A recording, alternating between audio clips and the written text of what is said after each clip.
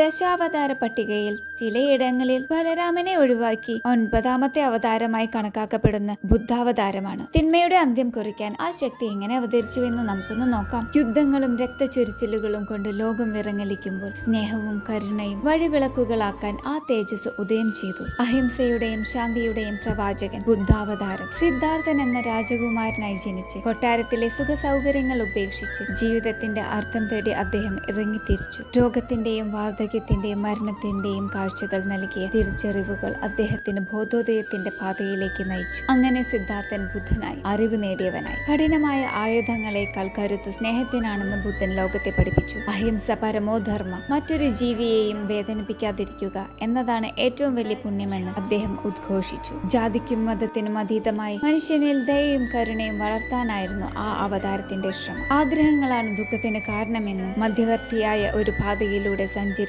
നിർവ്വാണം പ്രാപിക്കാമെന്നും ബുദ്ധൻ പറഞ്ഞു. വിദ്വേഷം കൊണ്ട് വിദ്വേഷത്തെ ജയിക്കാനാവില്ല, മറിച്ച് സ്നേഹം കൊണ്ട് മാത്രമേ അത് സാധ്യമാകൂ എന്ന ആ സത്യം ലോകം ഇന്നും നെഞ്ചേറ്റുന്നു. ലോകത്തിന് സമാധാനത്തിന്റെ പുതിയൊരു വഴി കാട്ടിക്കൊടുത്ത മഹാത്യാഗി. ഓരോ മനുഷ്യന്റെ ഉള്ളിലും ഉറങ്ങിക്കിടക്കുന്ന ബുദ്ധബോധത്തെ അഥവാ ആത്മബോധത്തെ ഉണർത്തുന്ന ബുദ്ധാവതാരം.